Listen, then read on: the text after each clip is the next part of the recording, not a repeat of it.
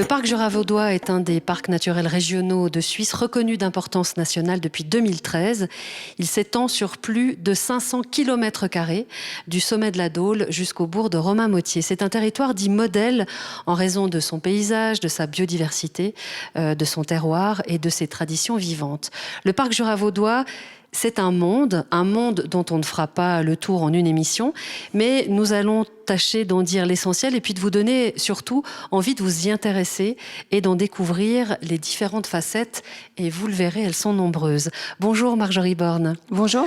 Vous nous accueillez, vous êtes responsable, que je dis de qui vous êtes quand même, vous êtes responsable de la communication et du marketing du parc Jura vaudois. Vous nous accueillez ici dans ce qui est le premier espace public du parc, l'espace découverte, donc au col du Marché-Rue, qui se situe, c'est une petite pièce qui se situe dans l'aile droite du bâtiment de l'hôtel-restaurant du Marché-Rue. Qu'apprendront les visiteurs qui pourront pénétrer dans cet espace découverte à partir du 10 octobre, on va dire inauguration, donc le 10 octobre. Alors c'est vrai que l'espace découverte du parc naturel Jura vaudois, c'est le premier lieu d'accueil du public. On est vraiment très content qu'il ouvre ses portes. Et puis cet espace, il a deux vocations, une vocation d'orientation des visiteurs et une vocation d'information. Alors l'orientation, c'est parce qu'il y a différents panneaux et cartes qui présentent le territoire du parc et également les différents points d'intérêt, principalement touristiques dans la région, dans le périmètre. Et puis, il y a une mission d'information qui est remplie par cet espace dans lequel nous nous trouvons, qui est une petite exposition où on présente le parc, ses missions et ses projets. Et puis, il y a deux sentiers thématiques qui viennent compléter cet espace découverte. Qui partent vraiment tout près de l'espace, à quelques mètres. Voilà. Alors, il y a le sentier du sapin à Siméon, qui existait déjà, mais qui a été rénové, qui part un petit peu en dessous du col. Et puis, il y a également le sentier de la Fourmi des Bois, qui est tout nouveau et puis qui part juste ici, de l'autre côté de la route. Très bien. Alors, le parc Jura vaudois, c'est pas qu'un parc naturel, on va dire, dans lequel on se promène. C'est bien plus que ça. C'est une marque, c'est aussi un label. J'espère qu'on aura le temps d'en parler. Et le parc Jura vaudois a des missions qui sont, j'allais dire, presque strictes, puisqu'elles sont données par la Confédération. 4 missions principalement. Effectivement, en tant que parc naturel régional d'importance nationale, on a des missions qui sont fixées par l'Office fédéral de l'environnement. Donc elles sont au nombre de 4. La première, c'est de préserver et valoriser le patrimoine naturel et paysager. Donc ça, c'est une grande mission du parc. Chez nous, ça passe par plusieurs projets en lien avec la biodiversité et la nature, mais notamment la restauration, l'entretien des murs de pierre sèche. Les murs de pierre sèche, c'est un grand patrimoine ici dans le Jura vaudois. Et c'est extrêmement concret, il y a des kilomètres et des kilomètres de murs. Oui, alors je crois qu'il y a presque 700 kilomètres de murs dans le parc. Et le parc coordonne la recherche de fonds pour soutenir les propriétaires, pour qu'ils puissent chaque année restaurer des petits tronçons de murs. Donc l'année dernière, à peu près 1000 mètres de murs de pierre sèche ont été restaurés, consolidés grâce au savoir-faire des muretiers. Donc voilà, une action très concrète pour cette première mission. Deuxième mission du parc Jura vaudois. Alors la deuxième mission, elle est aussi très importante, c'est de renforcer les activités économiques qui sont fondées sur le développement durable. On oublie parfois ce volet des parcs naturels régionaux. Et là, c'est vrai que le parc a plusieurs projets déjà en lien avec le tourisme doux, avec la mobilité, l'énergie. Et puis, on a aussi tout un programme en lien avec les producteurs du parc qui partagent les mêmes valeurs que nous. Donc, producteurs agricoles, principalement. Exactement, oui. Le but, c'est de labelliser des produits du terroir avec le label Produits des parcs suisses, qui est un label vraiment reconnu au niveau de la Suisse, qui est commun à tous les parcs, qui se reconnaît avec le fameux petit carré vert que vous voyez sur les affiches. Et dans le parc Jura vaudois, on a 7 producteurs qui ont des produits labellisés, principalement des miels, des fromages et de la viande fraîche. Et qui offrent la certitude que tout est fait, ou presque, vraiment de manière, j'allais dire, plus que régionale, très locale. Oui, alors en fait, ces produits sont vraiment au bénéfice d'une certification qui est reconnue par un organisme de certification vraiment indépendant du parc. C'est pas nous qui choisissons quel produit a droit au label. Non, sinon c'est trop facile. Absolument, ou alors on aurait des préférences. Donc c'est vrai qu'il y a cette certification indépendante qui assure des aspects de régionalité et de durabilité. Troisième mission. Alors la troisième mission, il s'agit de sensibiliser et d'éduquer au développement durable. Et ça, c'est vrai que ça se fait principalement à travers les établissements publics. Non, les établissements scolaires, oui, qui sont aussi publics, que l'on trouve dans le parc. Et là, c'est vrai que le parc met en œuvre des animations pédagogiques. L'année dernière, à peu près 75 animations ont été organisées dans les écoles pour tout niveau scolaire. Et puis, elles portent principalement sur des aspects nature, biodiversité, géologie, etc. On parle du parc, hein, quand vous dites dans les écoles du parc, ça donne une drôle d'impression, mais le parc, c'est effectivement concerne 30 communes sur le canton de Vaud. C'est pas un parc fermé avec des barrières. On vit dans ce parc parce qu'on vit dans les communes de ce parc.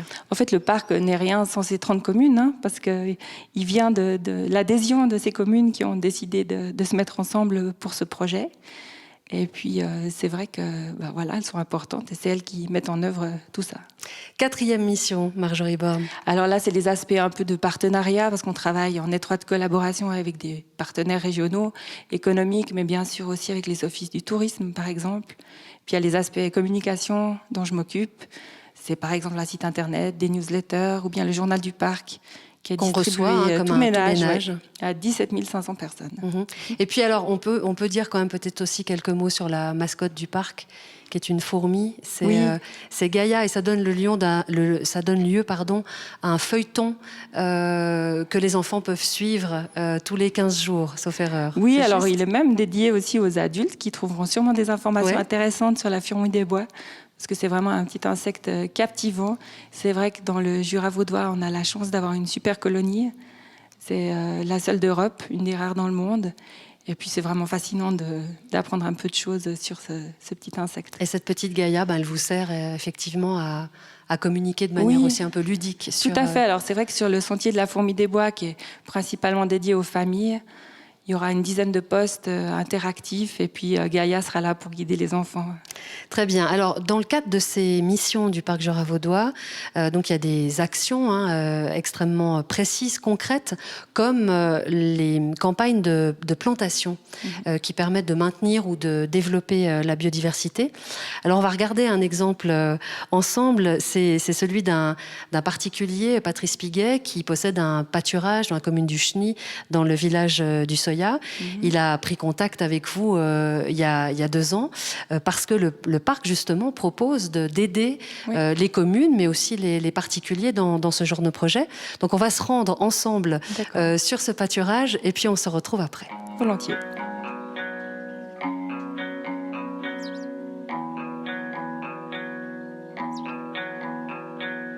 Le pâturage sur lequel on se trouve, donc c'est sur le domaine de la Voira. On se trouve entre le Soya et derrière la côte. C'est juste en dessous du sentier, on se trouve juste en dessus de la autoroute. Ce pâturage, il a l'avantage d'être d'un seul tenant. Il a 1 ou 2 découpes, mais pas des grosses découpes. Donc c'est un pâturage qui va très bien pour les machines, même les machines d'aujourd'hui qui sont très larges, et puis qui sont très différentes quand on faisait les fouets, quand j'étais beaucoup plus jeune, quoi. J'ai un ami qui est ornithologue, un ami lucernois, qui vient toutes les années ici me rendre visite. Et puis, on a beaucoup parlé des promenades qu'on fait pour reconnaître les oiseaux et tout. Et chaque fois qu'on était sur le pâturage ici, mais il me disait, c'est quand même dommage ici, il n'y a plus de haies, c'est dommage, il devrait y avoir quelque chose. Et puis, à cette même époque, le parc jurassien, ils nous avaient envoyé des papiers où ils proposaient justement aux propriétaires, ceux qui voulaient, de planter de la haie et que le parc jurassien il participait à ce travail, quoi. Alors voilà pourquoi j'ai pris contact avec eux. Et puis avec Yves Ménétret, et puis c'est comme ça que c'est parti. L'aventure a démarré comme ça. Cette haie, elle mesure 130 mètres à peu près. On l'a plantée sur 2 rangs, ce qui est toujours un peu plus important que sur un rang. Les oiseaux qui peuvent y nicher se sentent aussi en meilleure sécurité.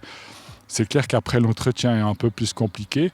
Et puis justement, dans cette haie-là, on a mis justement genre troène, chèvrefeuille, épines noires, aussi quelques, bien sûr, épineux, qui servent justement à la pinnerie écorcheur qui aime justement ce genre de buissons épineux qui protègent bien son nid.